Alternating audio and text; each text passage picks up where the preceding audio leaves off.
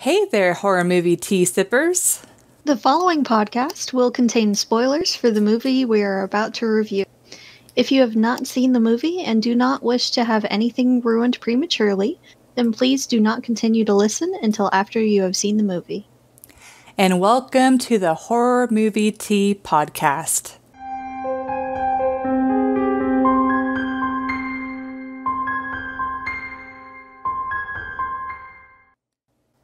Today, we are covering the original Evil Dead movie. I believe it came out in 1981. Yes. But I love your coffee mug, by the way. My teacup? Yes, your mug. But, what tea are you drinking? Is it the Dragon Force? Yes, I am drinking Brutality's Dragon Fruit Force tea. Oh, I've got to try that dragon one. fruit, passion fruit, yeah. It's got a whole bunch of good stuff in it. I'm drinking the Tazo Passion tea. It's a herbal tea. I forgot what's all in it. It's just a bunch of It's got fruit. Rose hips and hibiscus, right? Yeah. It smells very soothing, but without it being lavendery and sleepy time, Yeah. I like it. But Yep. So, Evil Dead. It's terrible how much we didn't remember the remake as we were watching this. We've slept since then, and we've watched a lot of movies in between then and now. So, also, it's the middle of the week when we're recording this, guys. We're tired. Yeah, Sundays we are freshly nice slept and we've had sleep. We've had breakfast. This is fine. It's first thing in the morning. Today it's after work. We're just We've dead inside. had to adult. Then we watched the movie, try not to fall asleep from our exhaustion. Yeah. I was right there with you. But anyways, Evil Dead. So That caffeine. the original.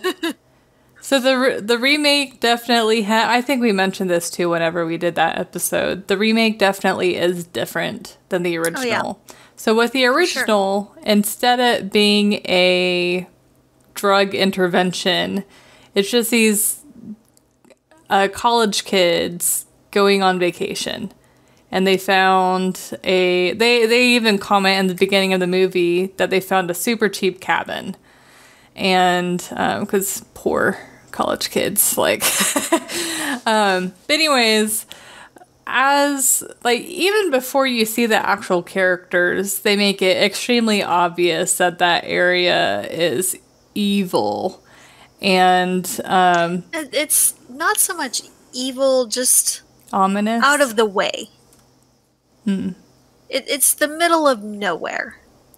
Well, I meant more the camera angles following, and then you hear this background they're trying to be creepy about it.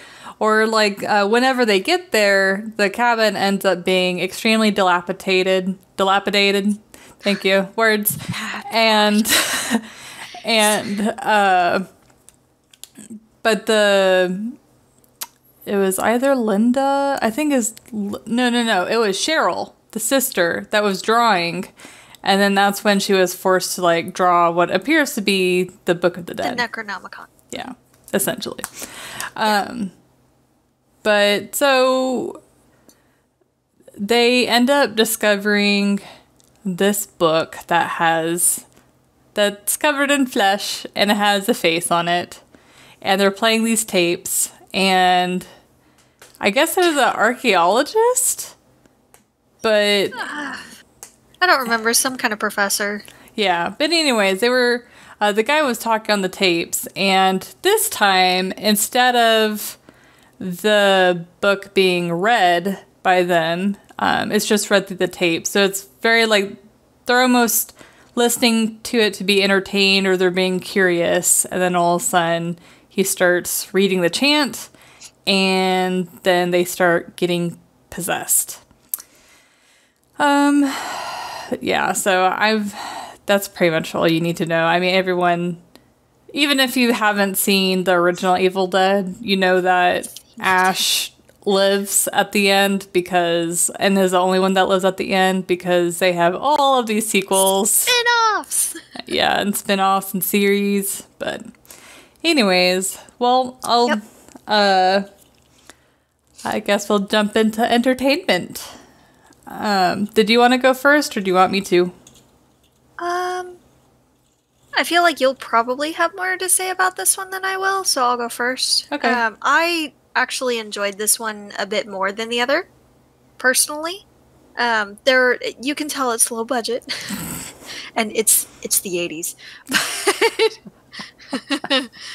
But it was a good movie, for sure. They had some mess-ups here and there, which we'll get to later, but on the whole, it's entertaining, and there wasn't as much gore for the sake of gore.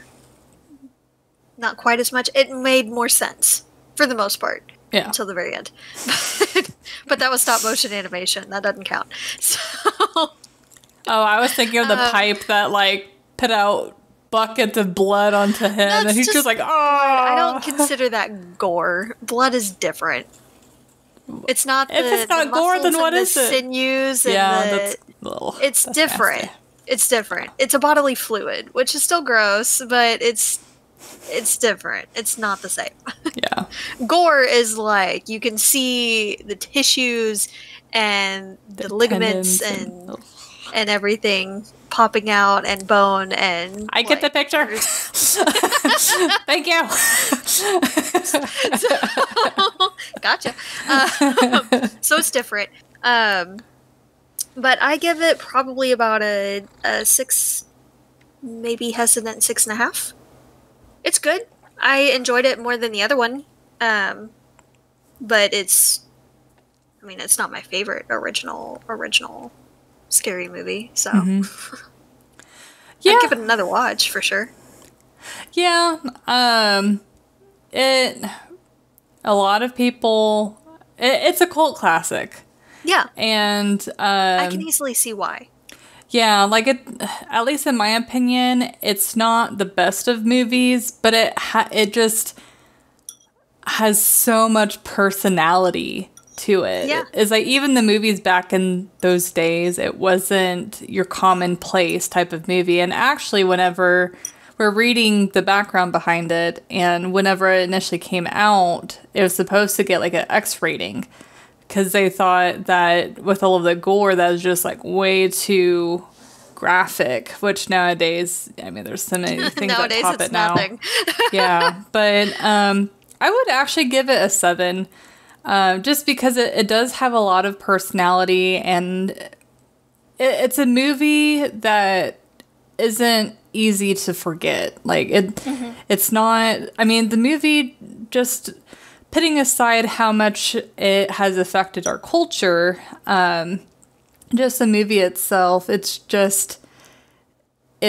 kind of campy. It's got some hilarious parts with some of the bad movie effects, but it's it knows what it is, and it just goes with it. Owns it. Yeah, it's not embarrassed. It's just here I am. Well, they did the best they could with what they had, I'm sure. Mm-hmm. But yeah, for those who don't know, this movie was on an extremely low budget. It's a couple of guys that just loved making their own films, and this was their first full feature film, and they had to really fight to get enough donations to even make it feasible to make a film. They did originally have it, the director made a short film. Mm-hmm. And it finally got enough momentum to get the funding they needed to turn it into an actual feature-length film. But it was still a low budget for the funding. And his friend, who was actually Bruce Campbell, he starred as the main character, Ash. And he actually they were friends. Him and the director were friends, and he actually ended up being listed as a producer, an executive producer, because he put part of their property on as collateral to complete the movie and get the funding that they needed to push it where it needed to go. Mm-hmm. So, yeah, it needed a little extra help. Yeah, and honestly, I have to really respect artists that have, I mean, not even just artists, like businessmen or whoever that sacrifice everything to accomplish what they want. And they totally accomplished it. I'm sure that they probably had more success than they ever dreamed. I mean, from my understanding, initially, they didn't really get that success, but later it came. But I mean, very rarely do you ever hear about overnight successes. Yeah. But it's just so cool to, now be in the future so long from when that movie came out and see how influential it's been. I'm sure that it's gotta, I don't know, I'm just putting myself in their shoes and I can just imagine how freaking amazing that would feel. But anyways, I'm very fond of this movie. It's like the movie itself, I don't necessarily enjoy, but I do like that the majority of the gore isn't just for gore itself. It has a purpose, though, as you said, towards the end, it does start to creep to that's the extremely really unnecessary. Yeah. But talking about, like, having a personality, like, this movie is very, like, we're doing our own thing, but with the remake, it follows much more, it feels a lot more mainstream than this movie did. It definitely was more mainstream, the remake. They flipped the script around. They had different people die in different order of dying. Which I think was good. It was different. It was definitely different than what people had expected. Yeah, as they don't make it literally the same movie, because then what's the point? Yeah, and I get that, but there were certain things that I really enjoyed about the first one that I wish they had done better in the remake. Yeah. For example, when they actually get to the cabin, I know you were kind of freaked out by it, but it doesn't look like that bad. It's low rent, for sure, but it's not that bad. Oh, no, like, everything looked fairly intact. And when they opened up the doors, everything looked fairly nice, if a bit dusty. Bit dirty. Very dusty. And that wasn't that big a deal. I mean, it's in the middle of the woods, and we don't know how long it's been since someone has used it. So that kind of made sense, and that wasn't a big deal. But in the remake, they had, like, bloodstain kind of things on the floor heading towards the trap door to the cellar and all. And in this one, I mean, they did have the chains there, and that's kind of weird. But it was clean. But it's not, it was all clean and it was fine. Yeah. They looked in the shed and there were some, like, parts hanging and all from, like, deer and different bones and horns and things, but that's not too unusual. It's a little weird. Just the placement and everything. It was a little odd. But it wasn't, like, that out there or that creepy. Like with the remake, they had, like, the dead cats hanging everywhere. Like, everywhere. And it was nasty. It was clear that it was used for something else before. Yeah, like in the remake, they made it very much like a ritual place. But I got the impression from the original that's, like, this guy that was just trying to figure stuff out and he accidentally got too deep type of thing. And yeah, exactly. Yeah. But for the most part, everything looked fine there. It wasn't that big a deal. I did think that it started very, very suddenly with, like, the sister just suddenly drawing the Necronomicon in her sketchbook very violently. Yeah, like, the pacing isn't great. Like, what happened there? But it wasn't quite as bad as, there are blood stains everywhere. The door's been, forced open. Like, this is fine. Yeah. This is whatever. They weren't completely ignorant. Yeah. Look, there was a fire in our cellar. this is fine. Yeah, they weren't, like, super stupid about, like, the guy actually reading the book Yes. versus just overhearing it. It's like, you have no idea what the guy's gonna say, so it's perfectly plausible for him to, like, say some sort of ritual thing. Yes. And yeah, it was just much better. And a lot of that stuff, it seems like kind of a scary story or ghost story that you'd talk about around the fire. Yeah. So they weren't really thinking anything of it. Yeah, one girl got freaked out, but it wasn't, a huge deal or anything. So they didn't really read that much into it. But in the remake, they had all the warning signs all over the book. All the ritual crap going on, the blood stains everywhere. Yeah. Door forced open. And in the book itself, it says, do not read. Do not speak it out loud. And what does he do? He does the thing. Yeah, like, honestly, I know that the remake was a listener request, but I almost wish we had watched the original first. Because if I had watched the original first, but it had been years and years and years, so I didn't remember it. But it's like, if I had watched the original and then the remake, I would have given the remake a lot lower of a rating. But I do try and rate a movie based off of it as a movie itself. Yeah. But trying to compare the two, I would definitely be super upset if I was a huge Evil Dead fan and then I saw the remake. I would just be furious, probably. Well, that's why I'm kind of glad that we actually saw that one first. Because we went into it without all of the bias. We saw it more objectively. Yeah. Which is good.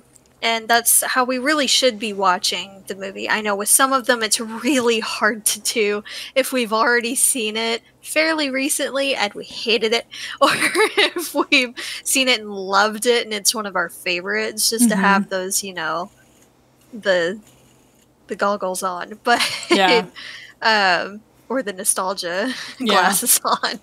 But this one, it has been a long while since either of us have seen it. And to watch the remake first, I think that was actually a good idea. Yeah. So that it didn't color our view of it too much before we saw this. It actually made me enjoy it that much more to see the original. Personally. Yeah. No, I can definitely see that.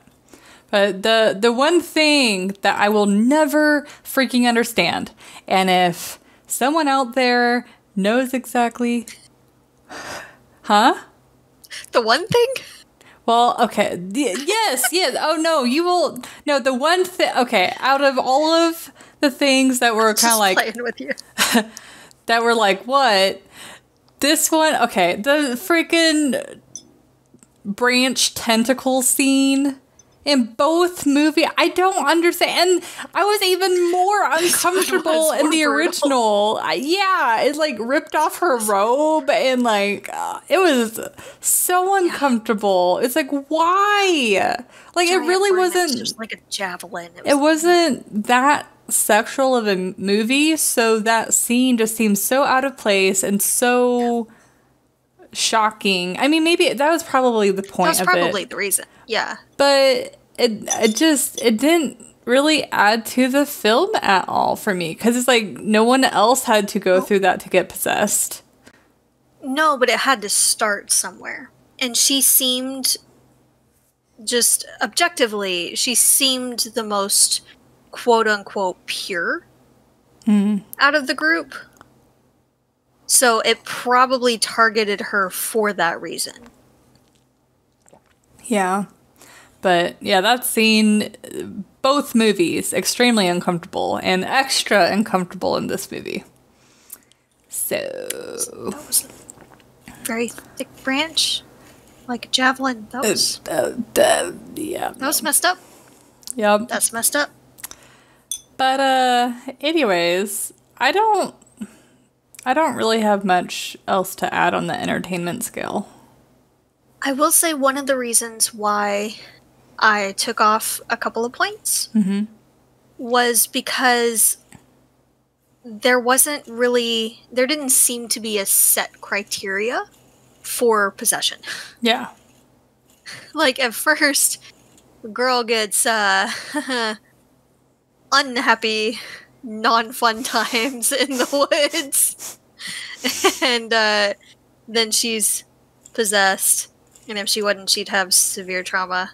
But, she gets possessed, and then she injures another one of their friends, and she was unconscious, which they also didn't really treat the wound, but we'll leave that for later. And then she and the other one attack, or the girlfriend gets whisked away. Yeah. His buddy's girlfriend gets whisked away. Yeah.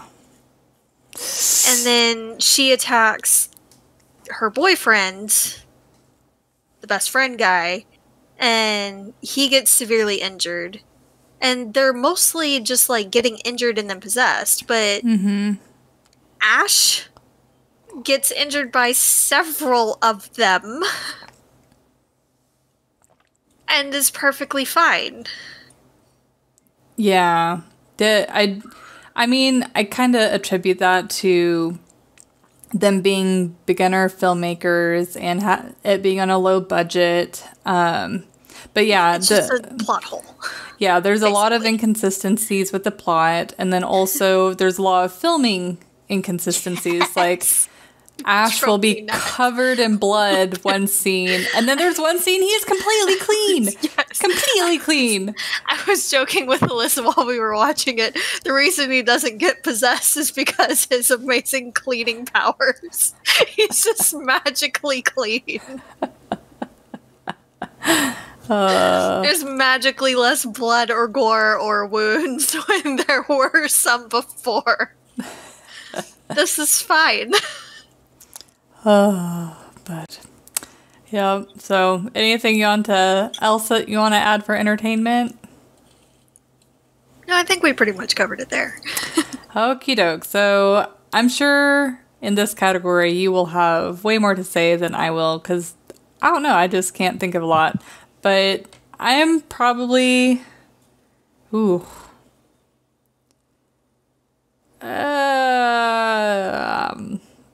mean, this movie is just so over the top. I think I'm gonna rate it like a 3. That's fair. Yeah, I would have to agree with you there.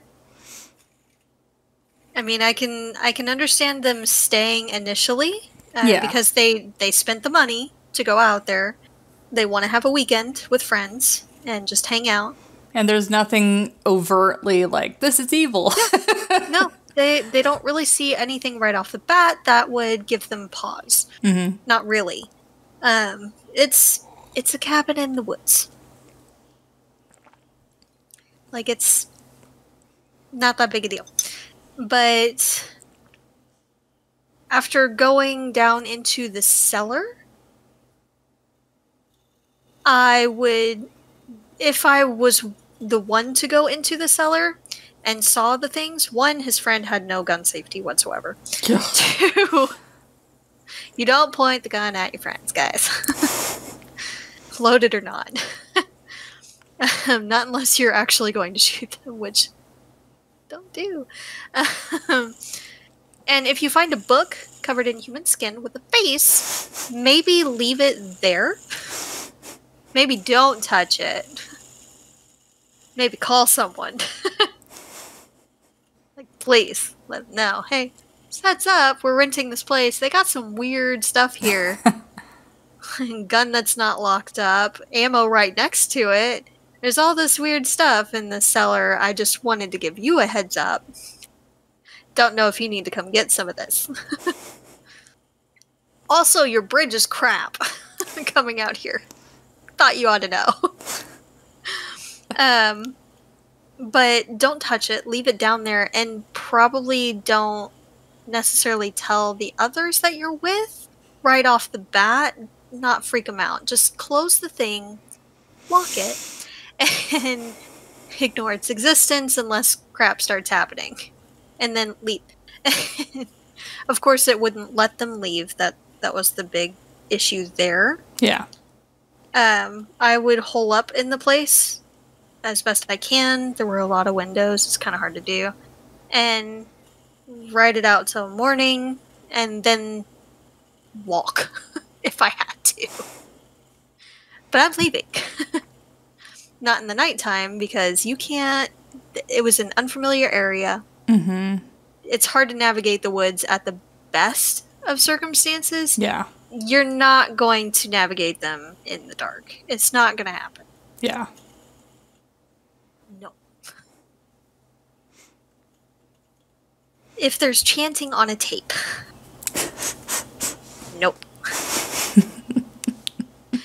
If a porch swing is swinging with good momentum and everything, and then as soon as you touch the door, it stops. No. These are signs of nope happening. But those are the main things that I noticed for realism. That were bad. There were, again, the film inconsistencies with gore everywhere. Next scene, hardly any gore. Hardly any blood. Very clean. Some of the things that they had the corpses spew out was like milk. Yeah. And then the oatmeal looking things is that supposed to be melted fat? Like, what is that? I don't know. Yeah, grossness. It wasn't clear. So that was extremely... It was cottage cheese or like oatmeal or what, but it was nasty. Yeah. But it's I know fat cells, they're yellow and they kind of stick together. So I wonder if it was supposed to be like fat. I don't know. Maybe. But it all came out the arm. And then it doesn't explain the milk. The milk was coming out the arms, it's coming out the mouth. What's with the milk? Yeah. We had questions. Yeah. And concerns about the bodily fluids that came out of these things. Yeah, the corpses were not realistic, but I mean they're memorable. Yeah. They stick out. I mean, a lot of their reactions were pretty decent, honestly. Mm-hmm. I feel like they would have treated the girl's stab wound from the pencil instead of, just putting her in bed and calling it good. Because when he lifts up the blanket, there's nothing on her heel or ankle. Yeah. So, they didn't put pressure on the wound, didn't wrap it, nothing. Just, put her in bed, you're good, sleep it off. Yeah. This is fine. You've got this, Linda, or Shelley, whichever one it was. It was Linda, his girlfriend. You've got this, Linda. And they just kind of left it at that. I mean, it makes it a bit more dynamic when he goes to look at it, and you see the darkness spreading through the veins, and then her opening her eyes as, demon, and then attacking him. But not very accurate. And if someone did that, then if she had gotten a vein or artery right over there, because I feel like it's kind of near one in that area, she would have bled out and died, which would kind of explain why she turned demon. Maybe I don't know. Maybe they just suck at first aid. I wonder if in the Evil Dead 2 I've never seen. And so I wonder if they'll explain more of the lore and make it, kind of hone the plot. I feel like I kept expecting him to lose his hand in this one. I think it might have actually been the second one that Ash loses his hand. And he attaches it to a chainsaw. Yeah. Or something like that. I kept expecting it the entire movie, and it didn't happen. And I think I'm just remembering pieces all throughout, back and forth on the movies. Yeah. It has been years since I've seen both. So, been a minute. I do like how this one ends, though. How it's just the pan. Yeah. And I will say one thing, it should have been with the entertainment scale, but one thing that I was impressed with is, besides being, novice like filmmakers, they knew how to play around with camera angles. Like the boyfriend looking out the window and you see the camera lean and then and it was very mechanical. So it's not shaky and you don't get sick from it, but it does add tension to that scene. It really does. It really does. That was actually one of the best scenes that built up a lot of anxiety and tension, was because as soon as they would like slightly pan it with the way he was looking, the entire time I'm sitting there, it's going to be there, it's going to be there, it's going to be there. And then they turn the other way. And there's nothing there either time, but you're sitting there the whole time like, oh dear God, where is it? Here it comes.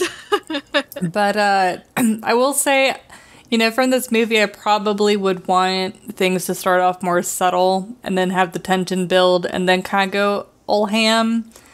But, I mean, this movie from the start has a very strong, like, this is going to be a bumpy ride type of thing. So, you know, I don't hate it for being what it is. And I don't know if adhering to any of my criticisms of it would make it a better movie. I feel like it would probably take away from it. So it's like there's things that I would probably want from the movie, but I'm not going to be like, oh, well, they should have done, you know, because we do that so often. Yeah. But it's like in this case, it's just such a unique film. I'm not going to say it's the perfect film because it's not. It's very flawed. But it just... But it was good as is. Yeah.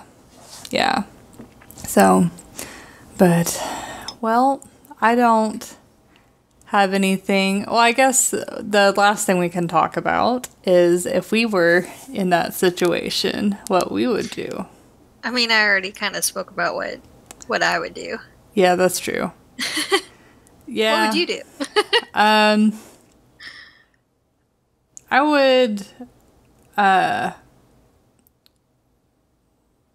of course, you know, I'm going from the movie perspective, but, you know, if he was talking about this, if I was listening to the tapes and I heard him talking about this book and crazy stuff happening, and then crazy stuff started happening, I would probably put 2 and 2 together pretty fast and realize that it's the book I need to destroy.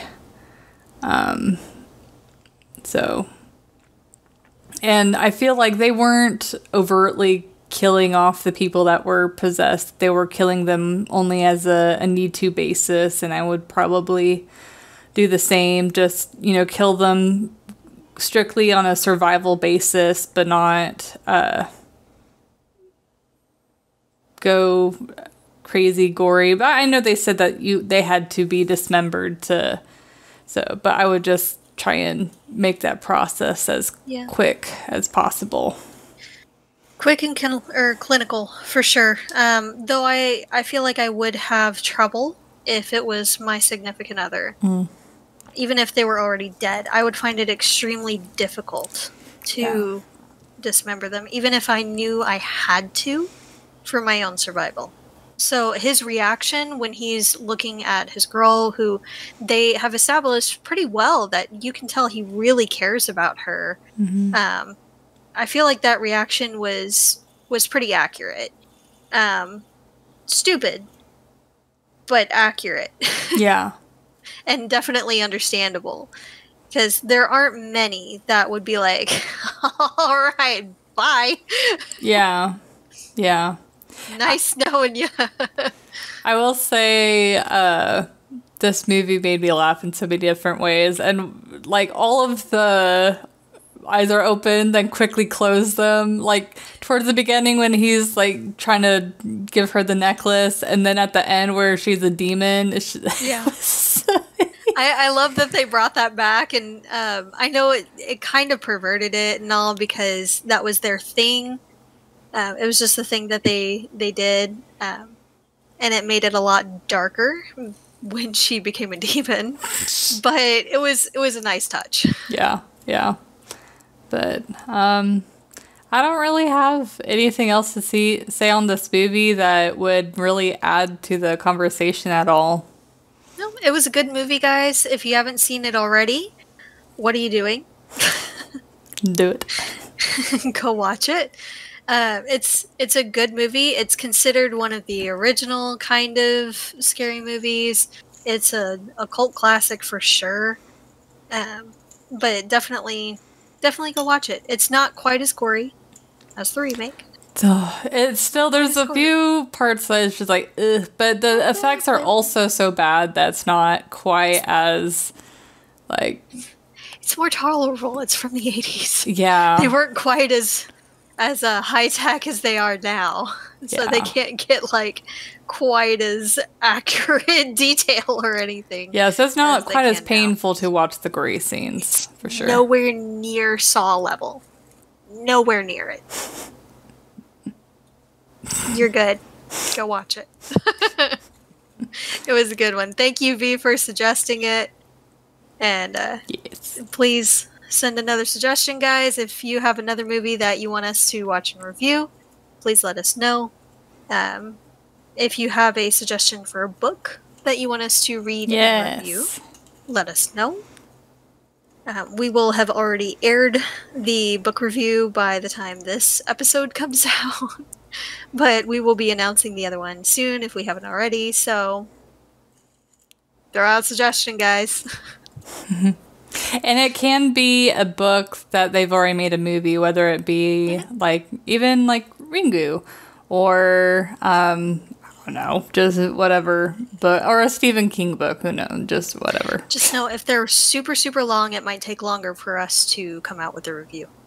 Yeah. So keep it reasonably long, or reasonably... We've got 9 to 5s, guys. Like, if it's like if it's a Lord of the Rings level book, it's gonna take a month or two, or a couple months probably, for us to get through the entire thing to be able to review it. Yeah. So, but for now, stay safe and stay spooky, guys. We'll see you next time. Bye.